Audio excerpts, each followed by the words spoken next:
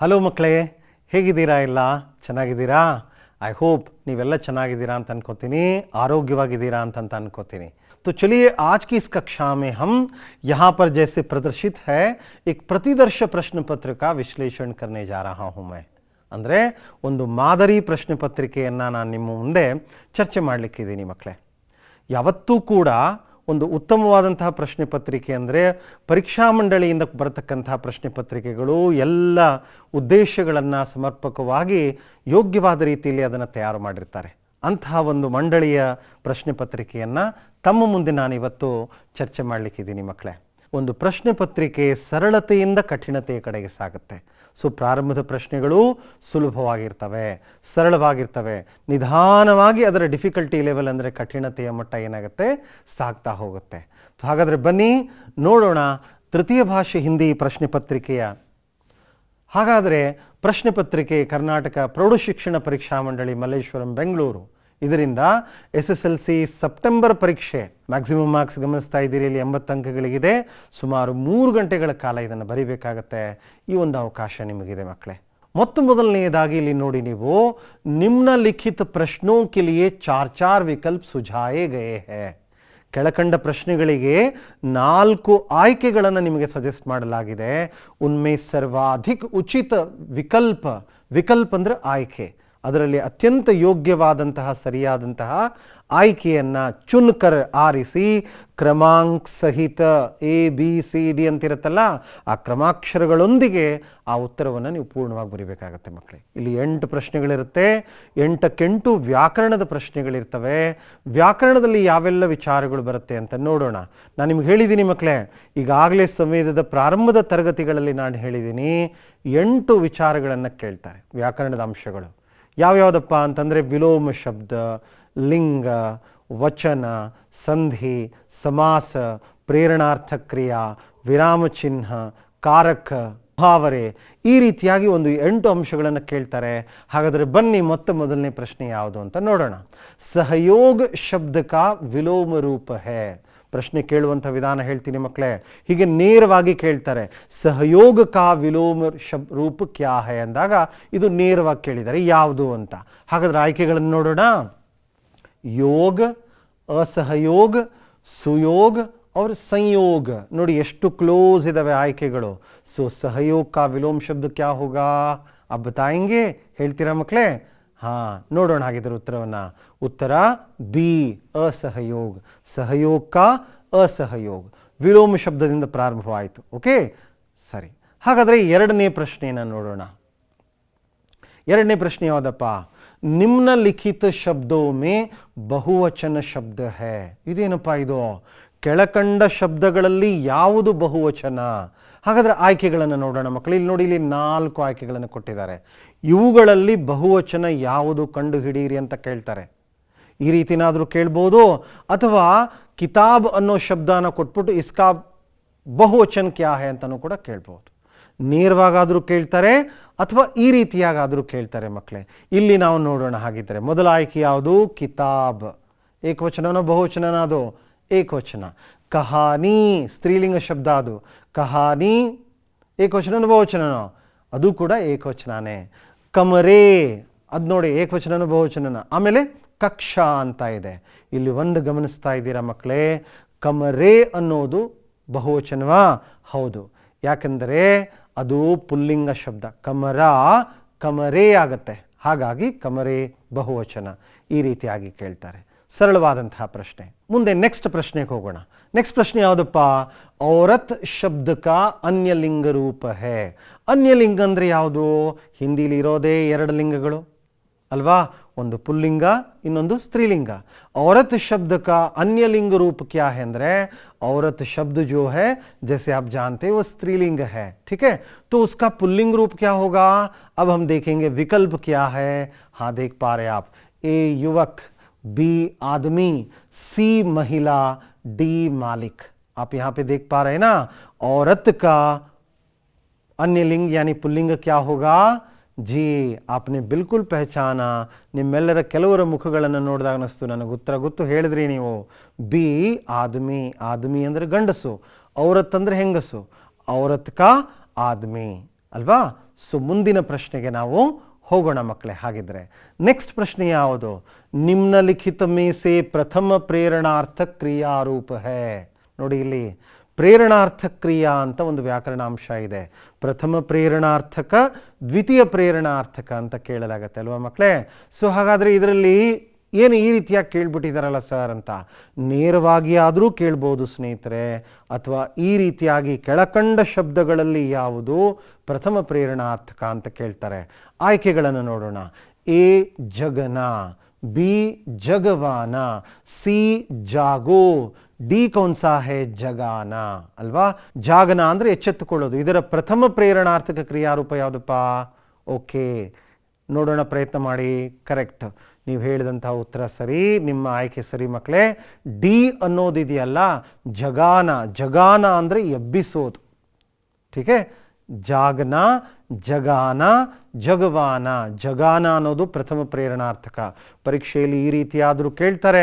ಇಲ್ಲದೆ ಹೋದರೆ ಏನು ಕೇಳ್ತಾರೆ ಗೊತ್ತಾ ಮಕ್ಕಳೇ? ಒಂದು ನೇರವಾದ ಪ್ರಶ್ನೆ ಕೇಳ್ತಾರೆ. ಜಾಗನಾ ಕಾ ಪ್ರಥಮ ಪ್ರೇರಣಾರ್ಥಕ ಕ್ರಿಯಾರೂಪ ಕ್ಯಾ ಹೇ ಅಂತ ಕೇಳ್ತಾರೆ. ಆವಾಗ ಆಯ್ಕೆಗಳು ಇದೇ ರೀತಿಯಾಗಿ ಕೊಡಲಾಗುತ್ತೆ, ಅವುಗಳಲ್ಲಿ ಆರಿಸ್ಬೇಕಾಗತ್ತೆ. ಇಲ್ಲಿ ಏನು ಮಾಡಿದ್ದಾರೆ? ಇನ್ನೊಂದು ತೆರನಾಗಿ ಕೇಳಿದ್ದಾರೆ.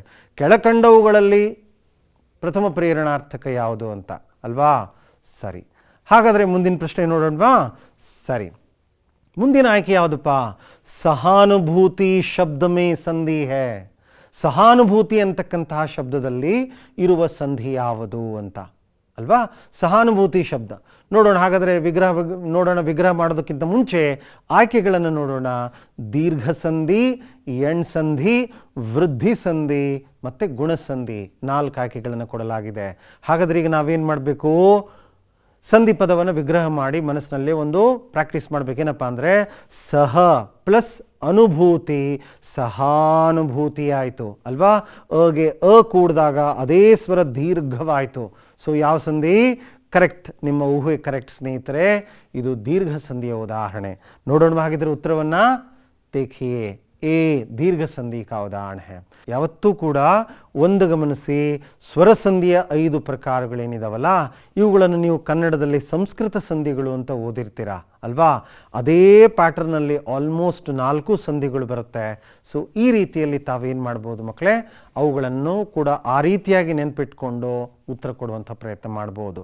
ಸಾಮಾನ್ಯವಾಗಿ ಮಂಡಳಿಯ ಪರೀಕ್ಷೆಯಲ್ಲಿ ಸ್ವರಸಂಧಿಯ 5 ಪ್ರಕಾರಗಳನ್ನು ನೀವು ಹೆಚ್ಚು ಒತ್ತು ಕೊಡಿ. ಅವುಗಳಲ್ಲಿ ಸಾಮಾನ್ಯವಾಗಿ ಏನಾಗುತ್ತೆ ಮಕ್ಕಳೇ? ಪ್ರಶ್ನೆಗಳನ್ನು ಕೇಳಲಾಗತ್ತೆ. ಓಕೆ, ಒಳ್ಳೆ ಜಾಣ ಮಕ್ಕಳು. ಹಾಗಾದರೆ ಮುಂದಿನ ಪ್ರಶ್ನೆ ನೋಡೋಣ. ಮುಂದಿನ ಪ್ರಶ್ನೆ ಏನಪ್ಪ? ನೋಡಿ ಇಲ್ಲಿ, ಮೋಟರ್ ಉಸ್ಕೆ ಊಪರ್ ಸೆ ನಿಕಲ್ ಗೈ ಅಂತ. ಅದನ್ನು ಓದೋದು ಹೇಗೆ? ಅದೇ ರೀತಿಯಾಗಿ ಓದಬೇಕು.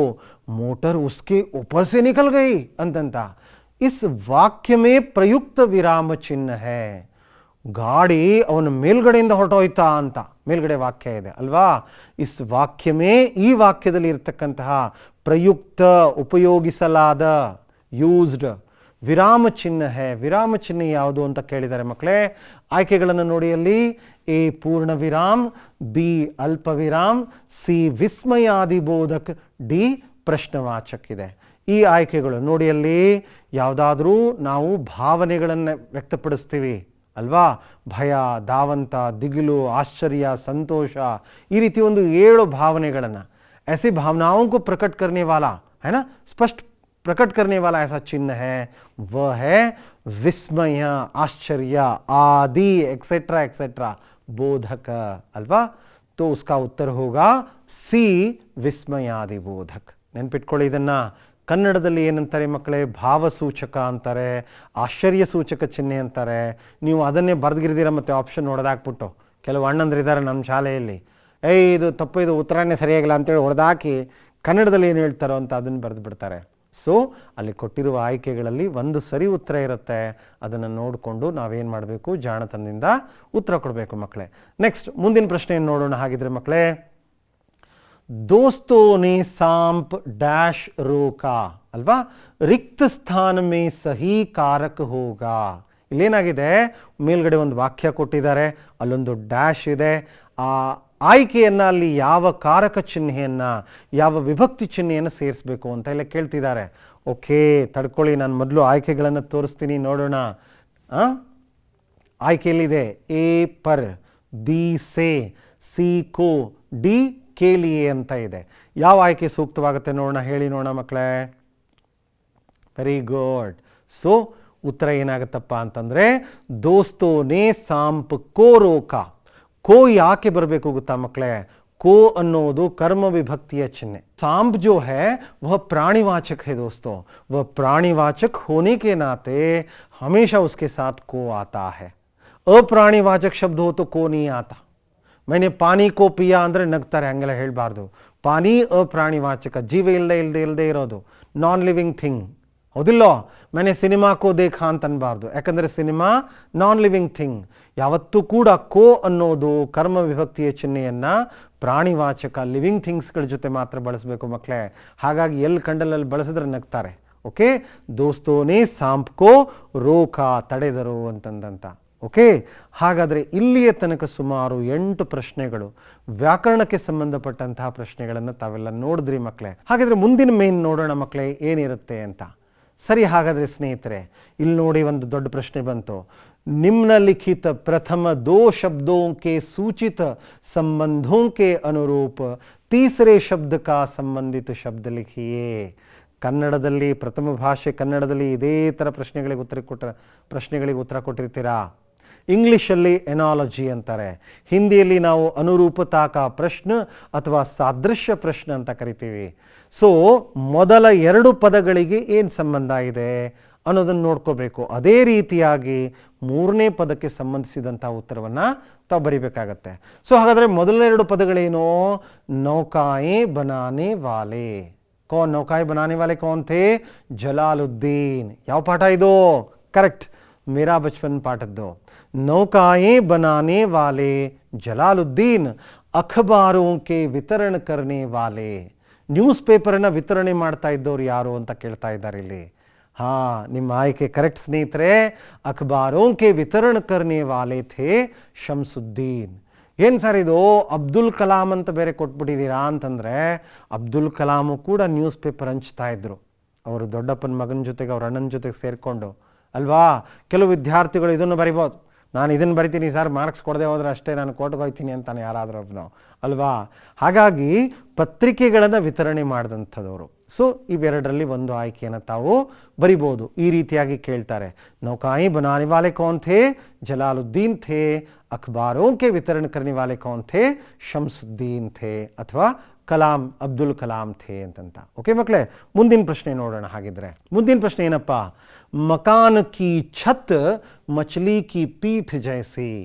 ಮಕಾನ್ ಕೆ ಸ್ತಂಭ ಅಂತ ಕೇಳಿದ್ದಾರೆ.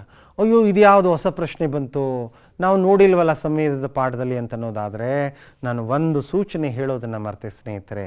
ನಾನು ಆಯ್ಕೆ ಮಾಡಿಕೊಂಡಿರ್ತಕ್ಕಂಥ ಪತ್ರಿಕೆ ಮಂಡಳಿಯ ಪತ್ರಿಕೆ, SSLC ಬೋರ್ಡ್ನಿಂದ ನೀಡಲಾದಂಥ ಪತ್ರಿಕೆ.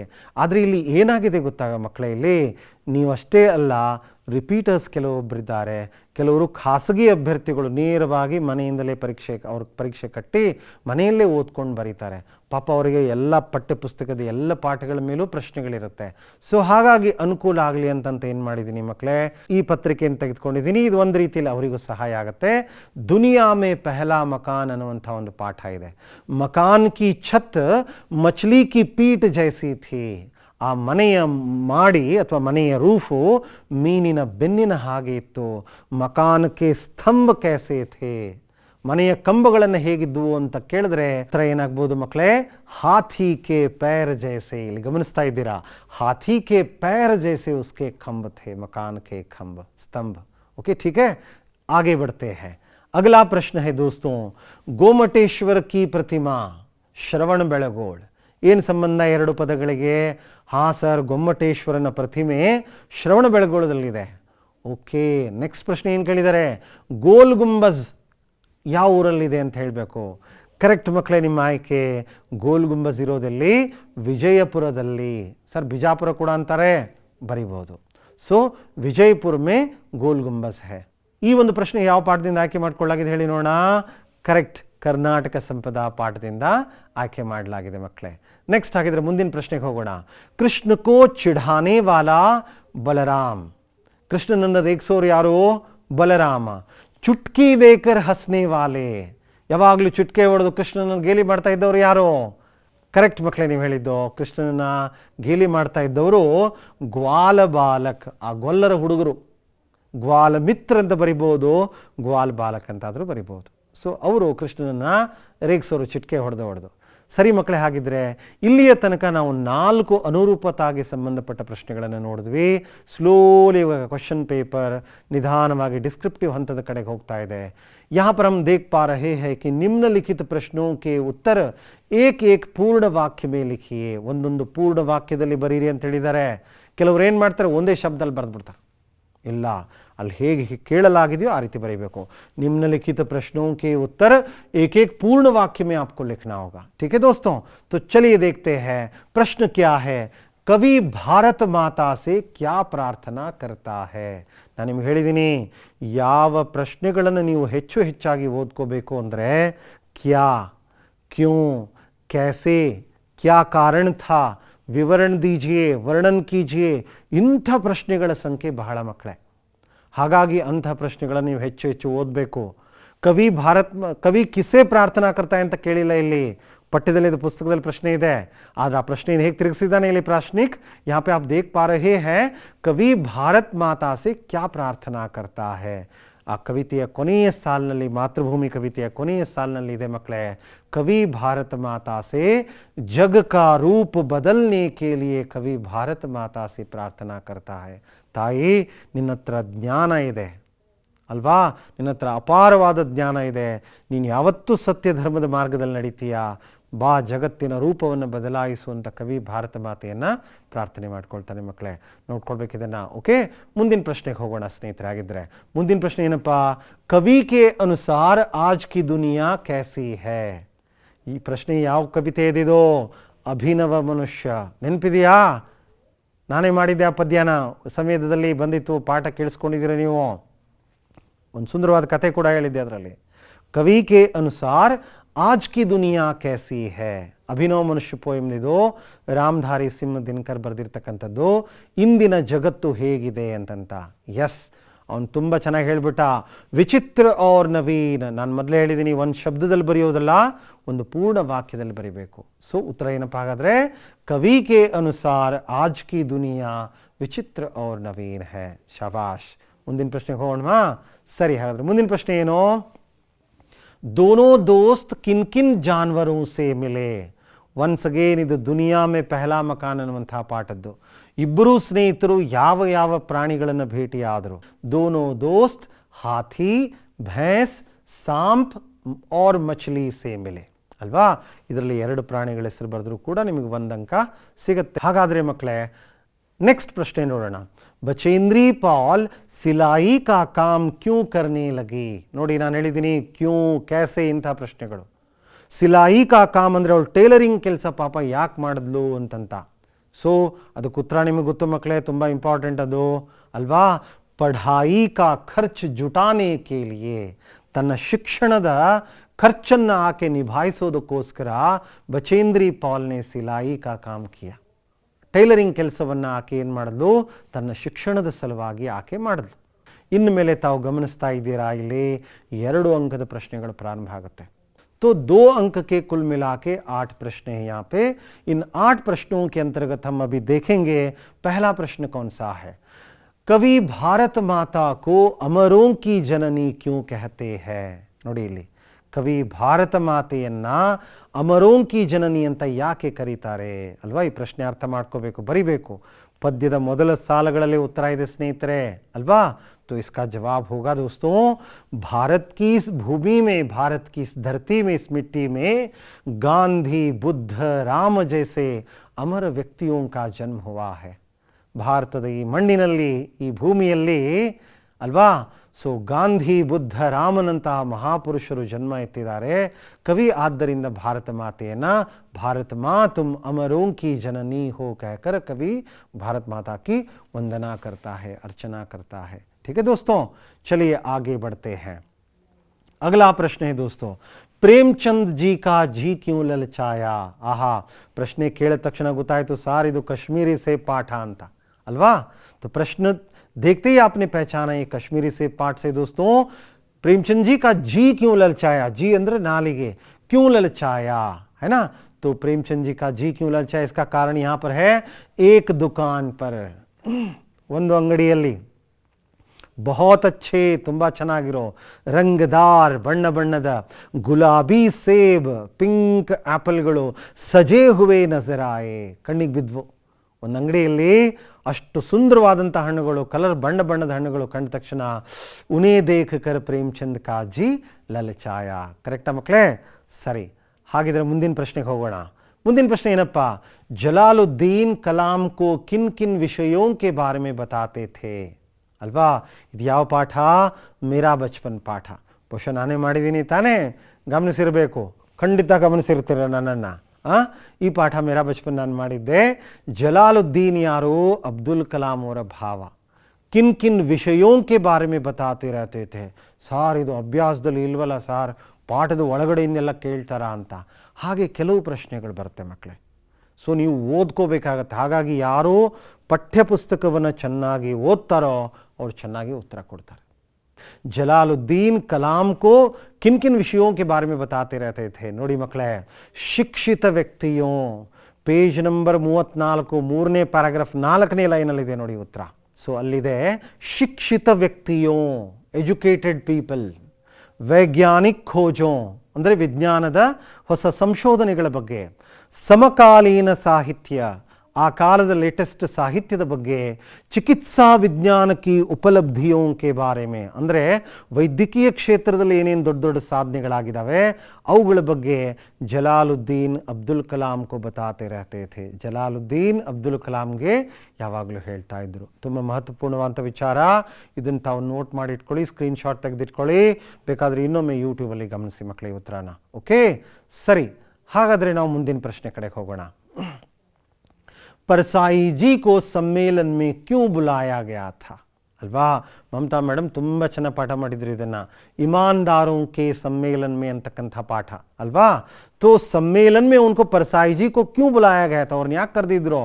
ಅಯ್ಯೋ ಸರ್ ತುಂಬ ಸುಲಭ ನಮಗೆ ಅಂತ. ಸರಿ, ಹಾಗಾದ್ರೆ ಉತ್ತರ ನೋಡೋಣ. परसाई जी देश के प्रसिद्ध ईमानदार थे. ಅವರು ದೇಶದ ಒಬ್ಬ ಪ್ರಸಿದ್ಧ ಪ್ರಾಮಾಣಿಕರಾಗಿದ್ದರು. उन्हें कार्यक्रम का उद्घाटन करने बुलाया गया था. ಕಾರ್ಯಕ್ರಮವನ್ನು ನೀವು ಉದ್ಘಾಟನೆ ಮಾಡಿ ಅಂತ ಕರೆದಿದ್ರು. उनके आगमन से ईमानदारों तथा उदीयमान ईमानदारों को बड़ी प्रेरणा मिलती. ಹಾಗಿದ್ರೆ ಮುಂದಿನ ಪ್ರಶ್ನೆ ಕಡೆ ಹೋಗೋಣವಾ? एवरेस्ट की चोटी पर पहुंचने के बाद बिचेंद्री ने क्या किया? ಒಳ್ಳೆ ಪ್ರಶ್ನೆ ಇದು, 2 ಅಂಕದ ಪ್ರಶ್ನೆ ಮಕ್ಕಳೇ. ಎವರೆಸ್ಟ್ನ ಪೀಕನ್ನು ಆಕೆ ರೀಚ್ ಮಾಡ್ತಾಳೆ ಬಿಚೇಂದ್ರಿ ಪಾಲ್. ಅಲ್ಲಿ ಹೋದ ನಂತರ ಆಕೆ ಏನು ಮಾಡ್ತಾಳೆ ಅನ್ನೋದನ್ನು, ಸರ್ ಇದು ತುಂಬ ಬರೀಬೇಕಾಗತ್ತೆ ಅಂತೀರಾ ನೀವು. ಎಷ್ಟು ಅಂಕಗಳಿಗೆ ಕೇಳಲಾಗಿದೆ ಮಕ್ಕಳೇ? 2 ಅಂಕಕ್ಕೆ ಕೇಳಿದ್ದಾರೆ. 2ರಿಂದ 3 ವಾಕ್ಯ, ಅಬ್ಬಬ್ಬ ಅಂದರೆ 4 ವಾಕ್ಯ. ನಮ್ಮ ಹೆಣ್ಮಕ್ಳು ತುಂಬ ಚೆನ್ನಾಗಿ ಬರೆದು ಬಿಡ್ತಾರೆ. ನಮ್ಮ ಹುಡುಗರು ಸರ್ ನಮ್ಮ ಬರೋದೇ ಎಷ್ಟು ಅಂತೇಳಿ 2-3 ವಾಕ್ಯದಲ್ಲಿ ಬರೀತಾರೆ. ನಾನು ಕೆಲವ್ರ ಬಗ್ಗೆ ಮಾತಾಡ್ತಾ ಇದ್ದೀನಿ. ಓಕೆ, ಹಾಗಾದರೆ ಇಲ್ಲಿ ನೋಡೋಣ, ಉತ್ತರ ನೋಡೋಣ. ಎವರೆಸ್ಟ್ ಕಿ ಚೋಟಿ ಪರ್ ಪಹುಂಚ್ ಕರ್ ಬಿಚೇಂದ್ರಿನೇ ಸಾಗರ ಮಾಥೆ ಕಾ ಚುಂಬನ ಕಿಯಾ ಅಲ್ವಾ? ಸಾಗರ ಮಾಥಾ ಅಂತ ಕರೀತಾರೆ ಮೌಂಟ್ ಎವರೆಸ್ಟನ್ನು ಅಲ್ಲಿಯ ಜನ. ಸೊ ಉನ್ಹೋನೆ ಕ್ಯಾ ಕಿಯಾ, ಫಸ್ಟು ಆಕೆ ಮಂಡಿಯೂರಿ ನೆಲಕ್ಕೆ ಏನು ಮಾಡ್ತಾಳೆ? ಮುತ್ತಿಡ್ತಾಳೆ, ಒಂದು ಗೌರವ ಸಲ್ಲಿಸ್ತಾಳೆ. ಓಕೆ, ಎವರೆಸ್ಟ್ ಕಿ ಚೋಟಿ ಅಂದರೆ ಪರ್ವತದ ತುದಿ. ಚೋಟಿ ಪರ್ ಪಹುಂಚ್ ಕರ್ ಉನ್ಹೋನೆ ಕ್ಯಾ ಕಿಯಾ, ಸಾಗರ ಮಾಥೆ ಕಾ ಚುಂಬನ್ ಕಿಯಾ, ಹನುಮಾನ್ ಚಾಲೀಸಾ ಗೊತ್ತು ನಿಮಗೆ ಮಕ್ಕಳೇ, ಅವ್ರ ದುರ್ಗಾ ಮಾತಾ ಕಿ ಪೂಜಾ ಕಿ. ಆಕೆ ತನ್ನ ಬ್ಯಾಗ್ ಒಳಗಡೆ ಫೋಟೋ ತಂದಿರ್ತಾಳೆ, ಅದನ್ನ 2ನ್ನೂ ತೆಗೆದು ಹನುಮಾನ್ ಚಾಲೀಸಾ ಇಟ್ಬಿಟ್ಟು ಒಂದು ಸಣ್ಣ ಪೂಜೆ ಮಾಡ್ತಾಳೆ. ಅಂಗ್ ದೋರ್ಜಿ ಕೆ ಸಾಮ್ನೆ ಆದರ ಭಾವ ಸೆ ಝುಕೆ. ಆಕೆ ಜೊತೆಗೆ ಒಬ್ಬ ಜೊತೆಗಾರ ಬಂದಿದ್ದ, ಆತನು ಕೂಡ ಒಬ್ಬ ಮೌಂಟೇನಿಯರ್, ಪರ್ವತಾರೋಹಿ. ಆತನೂ ಕೂಡ ಮೌಂಟ್ ಎವರೆಸ್ಟ್ ಹತ್ತತಕ್ಕಂಥ ಸಾಧನೆ ಮಾಡ್ತಾನೆ. ಆ ಅಂಗ್ ದೋರ್ಜಿ ಸೀನಿಯರ್ ಅಲ್ವಾ, ಸೀನಿಯರ್ ಹೇಳ್ಕೊಟ್ಟಿದ್ದು, ಮಾರ್ಗದರ್ಶನ ಮಾಡಿದ್ದು. ಹಾಗಾಗಿ ತುಂಬ ಗೌರವ ಭಾವದಿಂದ ಅವನ ಮುಂದೆ ತಲೆಬಾಗ್ತಾಳೆ. ಸೊ ಇದನ್ನು ಗಮನಿಸಿದ್ದೀರಾ?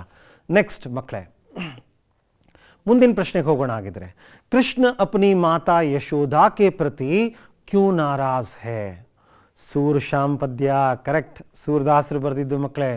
ಬಹಳ ಸುಂದರವಾದ ಪದ್ಯ ಅಲ್ವಾ? ಸಂಜಯ್ ರಾಠೋಡ್ ಸರ್ ಅದನ್ನು ಚೆನ್ನಾಗಿ ಪಾಠ ಮಾಡಿದ್ದಾರೆ ನಿಮಗೆ. ಸೊ ಕೃಷ್ಣ ಅಪ್ನಿ ಮಾತಾ ಯಶೋದಾ ಕೆ ಪ್ರತಿ ಕ್ಯೂ ನಾರಾಜ್ ಹೇ ಅಂದರೆ ಯಾಕೆ ಬೇಜಾರಾಗಿದ್ದಾನೆ ಅಮ್ಮನ ಬಗ್ಗೆ? ಅಂದರೆ ಅಣ್ಣನ ಬಗ್ಗೆನೂ ಬೇಜಾರು ಮಾಡ್ಕೊಂಡಿದ್ದ. ಇಲ್ಲಿ ಪ್ರಶ್ನೆ ನೋಡಿ, ಅಮ್ಮನ ಬಗ್ಗೆ ಯಾಕೆ ಬೇಜಾರು ಮಾಡ್ಕೊಂಡಿದ್ದ ಅಂತ. ಸೊ ಅವನು ಒಂದೇ ಕಂಪ್ಲೇಂಟ್, ಹೋಗಮ್ಮ ನೀನು ನಂಗೆ ಯಾವಾಗಲೂ ಬೈತೀಯ, ನನಗೆ ಹೊಡಿತೀಯ ನೀನು, ಅಣ್ಣಂಗೆ ಏನಕ್ಕೂ ಬೈಯಲ್ಲ ನೀನು ಅಂತಂತ. ಅಲ್ವಾ? ಸೊ ನೋಡಿ, ಹಾಗಾದರೆ ಯಶೋದಾ ಹಮೇಶಾ ಉಸೀಕೋ ಮಾರ್ತಿ ಹೇ. ನಿಮ್ಮದೇ ವಾಕ್ಯಗಳಲ್ಲಿ ಬರೀರಿ. ಯಶೋದಾ ಹಮೇಶಾ ಉಸೀಕೋ ಮಾರ್ತಿ ಹೇ, ಬಲರಾಮ್ ಕೋ ಕಭಿ ನೈ ಡಾಂಟ್ತಿ. ಅಣ್ಣಂಗೆ ಯಾವತ್ತೂ ನೀನು ಬೈಯಲ್ಲ ಅಂತ. ಇಸ್ಲಿಯೇ ಕೃಷ್ಣ ಮಾತಾ ಯಶೋದಾಕ್ಕೆ ಪ್ರತಿ ನಾರಾಜ್ ಹೇ. ಪ್ರತಿ ಅಂದರೆ ಟುವರ್ಡ್ಸ್ ಅಂತ, ಕುರಿತು, ಯಶೋದಾಳ ಕುರಿತು ಅವನಿಗೆ ಬೇಸರ ಇದೆ ಅಂತಂತ ಅರ್ಥ ಮಕ್ಕಳೇ. ಓಕೆ, ಹಾಗಾದರೆ ಮುಂದಿನ ಪ್ರಶ್ನೆ ನೋಡೋಣ. ಮುಂದಿನ ಪ್ರಶ್ನೆ ಏನಪ್ಪ? ಟೈಟನ್ ಕಿ ವಿಶೇಷತಾओं के बारे में लिखिए. ನಾನು ಈಗಷ್ಟೇ ಹೇಳಿದೆ ನಿಮಗೆ, ಗದ್ಯದ ಪ್ರಶ್ನೆಗಳಾಯಿತು, ಪದ್ಯದ ಪ್ರಶ್ನೆಗಳಾಯಿತು. ಓಕೆ, ಆಮೇಲೆ ಪೂರಕ ವಾಚನ್ ಅಂತ ಇದೆ. ಶನಿ ಸಬ್ಸೆ ಸುಂದರ ಗ್ರಹ, ಪೇಜ್ ನಂಬರ್ 161, 162, 163ರಲ್ಲಿ ಈ ಪಾಠ ಇದೆ. ಸೊ ಇಲ್ಲಿ ಟೈಟನ್ ಕಿ ವಿಶೇಷತಾओं के बारे में लिखिए ಅಂತ ಕೇಳಿದ್ದಾರೆ. ಟೈಟನ್ ಅನ್ನೋದೇನೋ ಅದರ ವಿಶೇಷತೆಗಳ ಕುರಿತು ಕೇಳಿದರೆ ಒಂದು 2-3 ವಾಕ್ಯಗಳಲ್ಲಿ ಬರೆದರಾಯಿತು. ಎಸ್, ನೀನು ಹೇಳಿದ ನಿಜ ಮಗು, ಟೈಟನ್ ಕಿ ವಿಶೇಷತಾओं के बारे में लिखिए ಅಂತ. ನೋಡೋಣಾಗಿದ್ರೆ, ಟೈಟನ್ ಶನಿ ಕಾ ಸಬ್ಸೆ ಬಡಾ ಉಪಗ್ರಹ ಹೈ. ಶನಿಯ 17 ಉಪಗ್ರಹಗಳಿದೆ, ಅದರಲ್ಲಿ ದೊಡ್ಡ ಉಪಗ್ರಹ ಯಾವುದು? ಟೈಟನ್. वह सौरमंडल का सर्वाधिक महत्वपूर्ण और दिलचस्प उपग्रह है. ಅದು ಇಡೀ ಸೌರಮಂಡಲದಲ್ಲಿ ಅತ್ಯಂತ ಮಹತ್ವಪೂರ್ಣವಾದಂತಹ, ದಿಲ್ಚಸ್ಪ್ ಅಂತಂದರೆ ಬಹಳ ಇಂಟ್ರೆಸ್ಟಿಂಗ್ ಆದಂತಹ ಒಂದು ಉಪಗ್ರಹ. ಟೈಟನ್ ಕಿ ಸತಃ ಪರ ಅಂತರಿಕ್ಷ ಯಾನ ಕೋ ಉತಾರಾ ಜಾ ಸಕ್ತಾ ಹೈ. ನೋಡಿ, ಟೈಟನ್ನ ನೆಲದ ಮೇಲೆ ಅಂತರಿಕ್ಷ ಯಾನವನ್ನು, ಸ್ಪೇಸ್ಶಿಪ್ಪನ್ನು ಇಳಿಸಬಹುದಂತೆ ಮಕ್ಕಳೇ. ಶನಿಯ ಮೇಲೆ ಇಳಿಸೋಕ್ಕಾಗಲ್ಲ.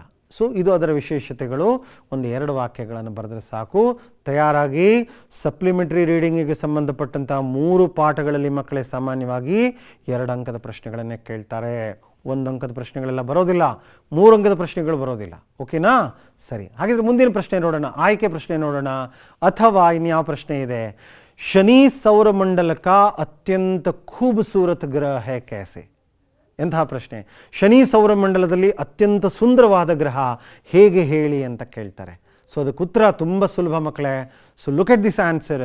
ಶನಿ ಗ್ರಹಕ್ಕೆ ಚಾರೋ ಓರ್ ಅತ್ಯಂತ ಸುಂದರ ವಲಯ ಹೈ. ಶನಿಯ ಸುತ್ತಲೂ ಸುಂದರವಾದ ಧೂಳು ಮತ್ತು ಕಲ್ಲುಗಳಿಂದ ಆದಂಥ ಒಂದು ವಲಯ ಕಾಣಿಸುತ್ತೆ, ರಿಂಗ್ಸ್ಗಳು ಕಾಣಿಸುತ್ತೆ. ಯೇ ವಲಯ ಅತ್ಯಂತ ವಿಸ್ತೃತ और ಸ್ಪಷ್ಟ है.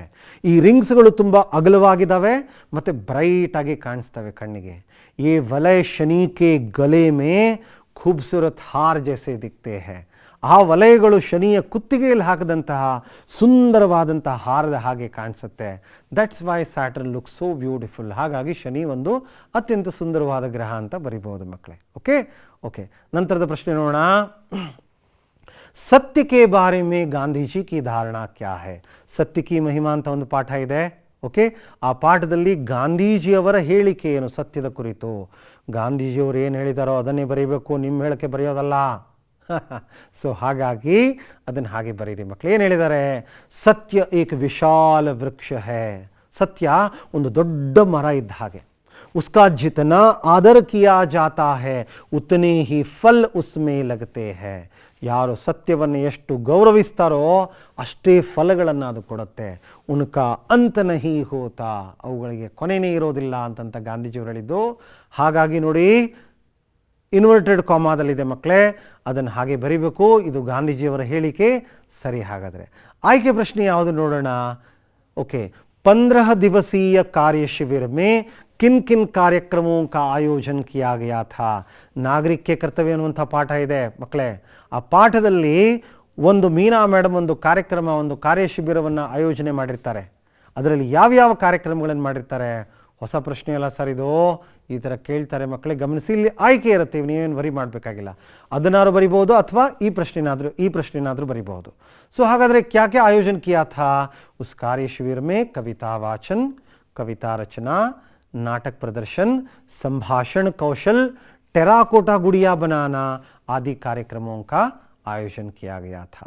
ಸೊ ಇಲ್ಲಿ ತನಕ ಮಕ್ಕಳೇ ನಾವು ಸುಮಾರು ಒಂದು ಪ್ರಶ್ನೆ ಪತ್ರಿಕೆಯ ಅರ್ಧ ಭಾಗವನ್ನು ನೋಡಿದ್ವಿ. ಸೊ ಪ್ರಶ್ನೆ ಪತ್ರಿಕೆಯ ಉಳಿದ ಭಾಗವನ್ನು ನಾನು ಮುಂದಿನ ತರಗತಿಯಲ್ಲಿ ಮತ್ತೆ ತಮ್ಮೊಂದಿಗೆ ಚರ್ಚೆ ಮಾಡ್ತೀನಿ ಮಕ್ಕಳೇ. ಅಲ್ಲಿ ತನಕ ನನಗೆ ಪರ್ಮಿಷನ್ ಕೊಡಿ, ನಾನು ಹೋಗಿ ಬರ್ತೀನಿ. ಧನ್ಯವಾದ.